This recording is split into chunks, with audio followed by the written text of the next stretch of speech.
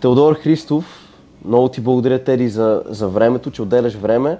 Намираме се в едно от любимите места на твоя треньор. Това е бар Фуего. Ти миналата година направи абсолютен фурор в Глори. Първо, че подписа, след това 2 победи, едната от които срещу Мюртъл Хрунард, който наистина е легенда. Можеш ли ми кажеш, ако погледнеш към 2023 година, що за година беше 2023? Първо благодаря много за тази чест и удоволствие да си поговорим с тебе. И това е нещо несравнимо и целият си живот съм си мечтал да играя в такава голяма верига и просто вече всичко като беше факт, че ще играя, просто нямаше нищо друго, освен да вложа всичко от себе си в процеса и да се представя по този начин. Дори не съм го и вярвал, естествено, да. А можеш ли ми кажеш този момент, когато ти чу август месец 2023, че има интерес от Глори, че е възможно да подпишеш с Глори? Какво беше чувството, каква беше емоцията в този конкретен момент? Ами, когато ме запознаха с тази информация и като казаха, че аз мога да бъда част от тая гала, просто не можех да повярвам. Няколко дена не можех да се намеря място, не спирах да мисля само за това, да говоря само за това с всички и просто не можех да повярвам, че след толкова много години положен труд, накрая ще имам шанс да се покажа на някоя много голяма сцена и това беше нещо наистина уникално. Целият си живот съм мечтал за това нещо просто. И тази мечта се сбъдва. Ти казваш няколко дни не можеш да си намериш място, уникална емоция. Окей, идва 7 октомври. Тук в Бургас, дебютът ти за Глори. Можеш ли опишеш за мене, докато беше в тази съблекалня и си на прага да излезнеш на ринга, на най-голямата организация в света за кикбокс? Какви емоции, как се чувстваш в тези 15-20 минути преди да излезнеш? Ами, честно казано, бях доста спокоен и изобщо не мислех за това нещо. Само исках просто да направя горди моите родители, моите приятели, моите треньори. Исках всичко това, което съм положил като усилие и труд да мога да го покажа на ринга, докато не дойде момента, в който вече трябваше да излизам. И само дръпнаха щорите, аз се показах и всички като почнаха да викат и сърцето ми се разтоптя. И вече малко така гледах да се поуспокоя, обаче то просто бяха едни емоции, едно вълнение. До този момент може би не бях изпитвал такива емоции, докато се качвам на ринга. И хем беше хубаво, но и хем до една степен малко ме притесни, че може да не покажа това, което мога реално.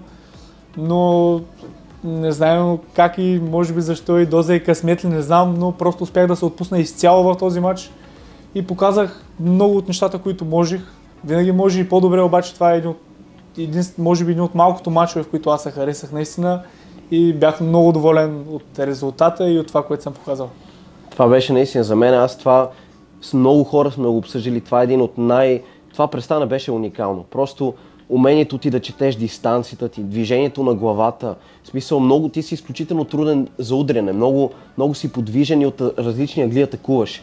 Любопитно ми е този стил, който ти имаш, защото повечето кикбоксери вдигат горе ръцете и върват направо. Тебе понякога ръцете са ти долу, ляв крак отпред, десен крак отпред, различни ъгли. Как го развихте този стил? Защото е много разнообразен. Ами, може би още от малък бях подходил по този начин при бившия ми треньор Красимир Кирилов. Той така искаше малко да сме по-подвижни, по-нестандартни удари да работим, докато вече се преместих при Делян Славов и Петър Петров, които почнахме да работим изцяло професионално. И те просто не искаха да променим този стил, ами искаха да го максимално да извлекат каквото могат от него и да му направят доста по-различен от други бойци. Не типичните файтери, ами нещо по-добро и да покажем по-различен стил. И на този момент успяваме да го направим това нещо. И го правите много добре и точно този нетипичен стил, може би това е, което те прави различен, защото повечето, почти всички са едни и същи. Ръцете горе напред, а ти си много разнообразен. Може би това е, което те прави уникален, но можеш ли ми кажеш, защото ти си бил и тук в Сенши, в Max Fight, в различни организации. Ако сравняваш нивото на Глори с тези организации, какво би казал? Ами, че Глори са на доста високо ниво и не искам да омаловажавам и другите вериги, но Глори с доста години са доказали защо са на върха и също така и аз го видях с очите си, доста професионализъм има, всичко е измислено как трябва да се направи, има час, кога излизаш, всичко се спазва, телевизии и просто това е една доста така професионална верига и нали, както се казва, бъка от професионализъм и наистина аз го усетих изцяло и за мен просто беше чест да бъда в този ринг и беше нещо много прекрасно. Абсолютно. Да. И ти постигна тогава, свърши матча с румънският ти опонент, първият ти матч, ти веднага се качи на въжетата. Ти просто знаеш, че си победил. Да. То беше и очевидно, нали? Можеш ли ми кажеш да опишеш тая емоция, когато ти вдигна победоносно ръце пред публиката? Какво беше чувството в този момент? Толкова бях зареден, че дори не мога да кажа какво съм мислил в този момент. Аз знаех, че съм играл добре матча, знаех, че всичко ми се получи хубаво, но не знаех, че чак до такава степен съм успял да покажа чак такива неща и че толкова много хората са се зарадвали. И вече като свърши матча, като се качих на ринга, като дигнах ръцете, толкова много хора крещяха и викаха и бяха на крака. Не мога да ти опиша емоцията, която изпитах и дори той е един момент, в който ако не го изпиташ, не можеш да го опишеш дори, не знам как да го кажа често. Просто беше, уникално беше, наистина. Не съм бил в подобна ситуация до сега, толкова много хора да видят и да оценят това, което прави. Много съм доволен от себе си и се надявам и за напред да мога да го усещам това нещо и да го изпитвам дори постоянно, след всеки матч да мога да се достигна до това ниво. Силно ти го пожелавам това нещо, но Благодаря. любопитно ми е, нали, ти, уникална емоция, голяма победа, нали, и след това излизаш от ринга и първите няколко дена, нали, допамина, реакции, телефонът ти нон-стоп ти звъни, съобщения, поздрави. Как се връщаш обаче към нормалния ежедневен живот, нали, в който, нали, пак трябва всеки ден да се тренира, няма такива емоции, нали, по-скоро е сухо трениране и здрава работа. Как успяш да се върнеш към реалността?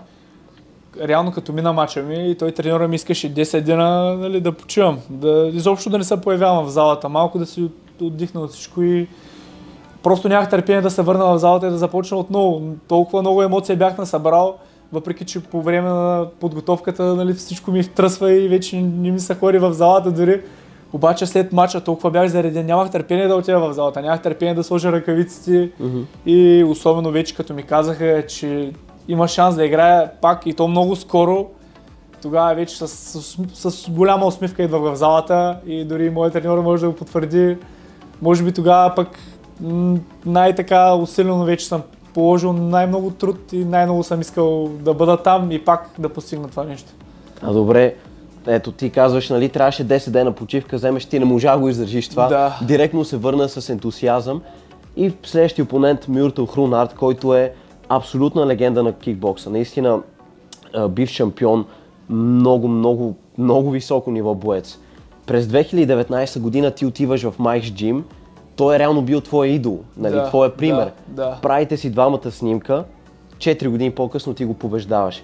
Можеш ли да ми опишеш цялото това преживяване, да срещнеш примера си, идола си, да го победиш? Още като подписахме в началото с веригата и аз бях казал на моят треньор, дали може да играе с него, защото това е нещо като мечта. Просто нещо, което съм си мечтал и не съм вярвал, че може да стане реално наистина. И той каза, нали, едва ли би трябвало да направиш няколко мача, да те харесат, нали, доста трудно би се случило това нещо.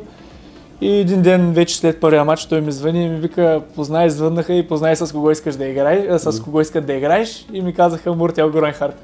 И аз просто не можах да повярвам и той все едно ме пита, искаш ли да играеш с него? И аз викам, етапи ще са много ясно, влизаме. Да. И почнах още на същия ден, отидах в залата и само като го видях него и аз, нали, двамата се спогледахме и с една усмивка, смеем се, без да си казвам нищо, се смеем. И нямахме търпение да се случи това нещо. Да. Нямахме търпение. Ама това наистина, защото наистина това е една уникална победа и имаме предвид също в това, че ти се би с него в Роттердам, в Холандия, в Нидерландия, нали. Реално това не, ти беше гост там, нали. Отиваш в Нидерландия и побеждаваш местния боец, който е абсолютна легенда, който е бил твоя пример. Можеш ли ми кажеш, нали, приключва този матч, как се промени живота ти, защото първата ти победа срещу румънския опонент, нали, голяма победа е. Ма това да победиш Хрунард, това определено вече променя всичко. Как се промени от тогава живота ти? Просто осъзнах, че когато вярваш в нещо и го правиш всеки ден, няма граница, която да те спре.